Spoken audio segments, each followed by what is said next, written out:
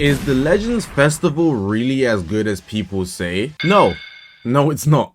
Let's be real. Not too long ago, I made a video saying Super Gogeta saved Dragon Ball Legends. And if I said right now that that video still holds to be true, it might seem a bit contradicting considering I said that the Festival 2025 isn't as good as people say it is. However, understanding the concept of nuance and another simple idea that two things can be true at the same time will help you a lot in this video. So let's say you're one of the people that believe that the Festival 2025 isn't as good as people say it is, which is a very honest and, at least to me, very respectable opinion. Could you imagine the state of Dragon Ball Legends if they didn't drop Super Gogeta? I think without a shadow of a doubt, this game could be nearing its grave. A lot of us are playing Dragon Ball Legends right now based on the idea that Super Gogeta and Super Janemba are good releases, but that's because they didn't do anything super spectacular. They just gave us the base for what is a quote-unquote good release, but everything else surrounding the festival isn't extraordinary, and I think there is reasons for that, but that doesn't make it any better. So I have some talking points, but of course you guys definitely feel free to leave your opinion in the comment section below, and maybe based on what I say in this video, bounce off that and give your own takes. Let's get into this. In the video I mentioned not too long ago, I talked about Super Gogeta saving Dragon Ball Legends, and a big talking point in that video was them playing it safe with their general formula that works, dropping a fusion warrior, using their hypest product, the fusion of Goku and Vegeta, the protagonist and the deuteragonist of the Dragon Ball Z franchise, Dragon Ball Super even, just Dragon Ball in general, however you want to take it. If they drop a fusion warrior, it is a safe pick because it generates hype inside and outside of the Dragon Ball Legends community. So it will bring players in and everybody will appreciate it, even though there are people that voice the idea that fusion warriors are getting tiring. There's a general fatigue for them. That's understandable because they've been spammed for 7 years. But in this 7th year, 2025, Dragon Ball Legends have taken a lot of risks, which has made 2025 feel very inconsistent. I say they've taken a lot of risks, but it's more so that their releases have been up and down based on the formula they've been producing, aka the new philosophy they mentioned at the start of the year. It's very evident in some cases the philosophy is applied, and then in other cases it just doesn't exist, which means that some units will definitely get the edge while other units are left to die. They have nothing else to offer in PvP but the fact that they exist and some animations. A big case of this in 2025 was the Super Saiyan 4 Goku Daima, alongside the rest of his Daima minions, Majin Du, Majin Ku. The way they just propelled Daima to the top of the game, sure there was restrictions for Super Saiyan 4 Goku, which is why he's not exactly relevant now, thank God to be honest, but that's the minimum they could have done. That team was way too overpowered, and if they were implementing a new formula, something like that shouldn't happen in 2025, which instead of them executing this new formula that should benefit the player base and force the game into a better playing experience for the whole player base, pretty much has done the opposite and suffocated all of us. I think this is also highlighted by their decision making when it comes to giving out certain platinum equipments. Like, I think it's quite crazy that the Dragon Ball OG characters have to get platinum equipment, literal buffs from the developers. When I say their stats are being changed, even a character like Metal Cooler literally has to get his kit changed to fit in the meta because they couldn't make their kits good off rip, and I think that's a flaw in testing. Inconsistency does affect a lot, and this is a franchise we love, but a lot of us face that with other things just in real life. But when it's a game, a lot of us are more willing to drop it. You guys might be in a relationship or something, one day she's texting you, one day she's not. It's gonna bother you a lot, and that's what it's felt like in 2025, which goes back to the Festival 2025 where we are right now, where the releases here, it's not doing anything super spectacular, but it's enough to make us feel like the game is okay. But in retrospect, if we compare it to other celebrations where we've got really good things, this is honestly just the bare minimum. I've also seen a lot of people talk about the lack of content, but here's my take on it. Again, in the larger scheme of things, they haven't done a lot extra when it comes to the content, but I don't really give them slack for it because they dropped the manga campaign right outside of the festival, which usually never happens. We usually get no content right outside of the festival. Going into any celebration, it should be dry as hell. out, dead as hell, and the pure anticipation for the festival should keep people alive to play the game. But this year was different. We actually had content separate from the celebration, and it was good. We can all agree. The majority of us would agree. I saw a lot of reactions, I saw a lot of opinions. I stream every single day pretty much, not literally, and a lot of you guys told me personally that the manga drop for the 40th Dragon Ball anniversary was a very good campaign. The Goku and Gohan that you can't get in any other Dragon Ball media besides the manga. The fact that they're playable in Dragon Ball Legends, Goku with a pink Nimbus and Gohan in regular clothes and Super Saiyan, that's tough. I've referenced it before as being the purest form of Dragon Ball, collecting the manga volumes and the alternate arts for the manga panels. I think Dragon Ball Legends did a spectacular job with that campaign, and doing that right outside the festival probably messed up their scheduling for the festival 2025. I can't say that for sure, but that's just my opinion. But if I was to give an assumption, this is the one time I would give them a bit of grace when it comes to the celebration because of how good the manga campaign was. It was short, it's still ongoing now, and most of us have completed it, but I think it was very good, and that's why there's not that much extra in the festival 2025. Though I can't really say that because there's other celebrations where they really just haven't gone the extra mile besides from the unit releases. We can also say though, Super Gogeta and Super Janemba not having any new mechanics is a partial factor of that, or they just decided to hold back for whatever reason. Nonetheless, you don't have to give them the grace. There is definitely a lack of Legends Limited Zenkais, Platinum equipment. They have rinsed us with Ultra Platinum equipment, sure, but there's other factors of gameplay that we want to see. Regular Zenkais, new PvE events, etc. Hopefully the ball does get rolling throughout the rest of the festival. Obviously this is referencing just part 1, but it could have been a lot stronger, but nonetheless I still think it's good enough based on them playing it safe like I mentioned earlier.